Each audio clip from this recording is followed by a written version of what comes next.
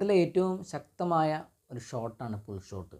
പല ഹുക്ക് ഷോട്ടുണ്ട്, അതുപോലെ പുള്ളുണ്ട്. അരവിന്ദ ഡിസിൽവ ഹുക്ക് ഷോട്ടിൽ വലിയ ഒരു പ്രശസ്തി നേടിയ ഒരു കളിക്കാരനാണ്. അദ്ദേഹത്തിൻ്റെ ബാറ്റിങ്ങിലെ ഒരു പിടുത്തം തന്നെ ഒരു വ്യത്യസ്തമായിരുന്നു. പുൾ ഷോട്ട് പിന്നെ ഏറ്റവും കൂടുതൽ നന്നായി കളിച്ചിരുന്നത് ഓസ്ട്രേലിയയുടെ ഇതിഹാസ താരം എന്ന് വിശേഷിപ്പിക്കപ്പെടുന്ന റിക്കി പോണ്ടിങ്ങാണ്. ഏറ്റവും മികച്ച ഒരു ക്യാപ്റ്റനും കളിക്കാരനുമായിരുന്നു. വൺ ഡൗണിൽ നന്നായി തിളങ്ങിയ ഒരു കളിക്കാരനാണ് റിക്കി പോണ്ടിങ്. റിക്കി പോണ്ടിങ്ങിന് ശേഷം ഒരുപക്ഷെ പുൾ ഷോട്ടുകൾ ഏറ്റവും നന്നായി കളിക്കുന്ന ഒരു കളിക്കാരൻ ഇന്ന് അറിയപ്പെടുന്നത് രോഹിത് ശർമ്മയാണ്. എത്ര അനായാസമാണ് അദ്ദേഹം പുൾ ഷോട്ട് കളിക്കുന്നത്. വളരെയധികം സിക്സറുകൾ അദ്ദേഹം നേടുന്നുണ്ട്. പലപ്പോഴും ഷോർട്ട് പിച്ച് പന്തുകൾ ഇന്ത്യക്കാരുടെ വലിയ ഒരു ദൗർബല്യമാണ്. ഇന്ത്യൻ ബാറ്റ്സ്മാൻമാരെ കൊടുക്കാനുള്ള ഏറ്റവും വലിയ തന്ത്രങ്ങളിലൊന്ന് ഷോർട്ട് പിച്ച് പന്തുള്ളതായിരുന്നു. സൗരവ് ഗാംഗുലി പോലുള്ള കളിക്കാരൊക്കെ പതറിയ നിമിഷങ്ങൾ ഒരുപാട് നാം കണ്ടിട്ടുണ്ട്. അപ്പോൾ പക്ഷേ ഇന്ന് ഷോർട്ട് പിച്ച് പന്തുകൾ അതുപോലെ ഹുക്ക് ഷോട്ടുകൾ പുൾ ഷോട്ടുകളൊക്കെ മികച്ച രീതിയിൽ കളിക്കാൻ ഇന്ത്യ ടീമിന് കഴിയുന്നുണ്ട്.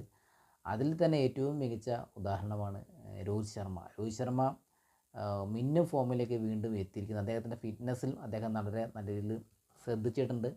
അതോടൊപ്പം തന്നെ സൂപ്പർ താരം വിരാട് കോഹ്ലി റൺസ് ചേസ് ചെയ്യുമ്പോൾ ഏറ്റവും മികച്ച രീതിയിൽ ബാറ്റ് വീശുന്നത് ആളാണ് കോഹ്ലി. അതുമാത്രമല്ല, കോഹ്ലിയുടെ ബാറ്റിങ്ങിൻ്റെ ഏറ്റവും വലിയ പ്രത്യേകത കോഹ്ലി സ്ട്രൈക്ക് റൊട്ടേറ്റ് ചെയ്യുന്നതാണ്. എത്രയും പെട്ടെന്ന് സ്ട്രൈക്ക് റൊട്ടേറ്റ് ചെയ്യാൻ പറ്റുന്നോ അത്രത്തോളം അദ്ദേഹം കരുത്താർജിക്കുന്നത് കാണാൻ കഴിയും. ആദ്യത്തെ 2 മത്സരം ഇന്ത്യ ഓസ്ട്രേലിയ പരമ്പരയിലെ ആദ്യത്തെ 2 മത്സരങ്ങളിൽ അദ്ദേഹം ഡക്കടിച്ചു പോയി.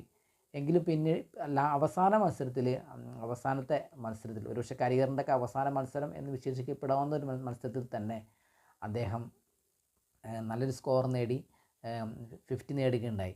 ടീമിൻ്റെ വിശ്വാസം വീണ്ടും അദ്ദേഹം ആ വിശ്വാസവും പ്രതീക്ഷകളൊക്കെ രോഹിത് ശർമ്മയും അതുപോലെ വിരാട് കോഹ്ലിയും അവരുടെ ചുമലിലേറ്റി എന്നുള്ളതാണ്.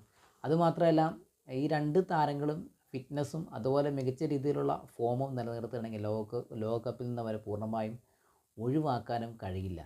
ഇവിടെ എല്ലായ്പ്പോഴും ഇന്ത്യ ഓസ്ട്രേലിയ പരമ്പരയിൽ ഏറ്റവും ആദ്യത്തെ മത്സരങ്ങൾ പലപ്പോഴും ഇന്ത്യ തോൽക്കുന്നത് പലപ്പോഴും കാണാൻ കഴിഞ്ഞിട്ടുണ്ട്. മുൻകാലങ്ങളിലൊക്കെ അങ്ങനെ സംഭവിച്ചിട്ടുണ്ട്. ചിലപ്പോൾ ആ ഓസ്ട്രേലിയൻ പിച്ചുമായും അവിടുത്തെ സാഹചര്യങ്ങളുമൊക്കെ ആയിട്ട് പൊരുത്തപ്പെടാനുള്ള ഒരു പ്രശ്നം കൊണ്ടായിരിക്കാം അങ്ങനെ തോൽവി ഏറ്റുവാങ്ങാറുണ്ട്. പക്ഷേ വളരെ പെട്ടെന്ന് പരമ്പര കഴിഞ്ഞ പോലെ ഈ ഏകദിന പരമ്പര 3 മത്സരങ്ങളേ ഉണ്ടായിരുന്നുള്ളൂ. അതുപോലെ തന്നെ മുഹമ്മദ് ഷമി പോലുള്ള നല്ല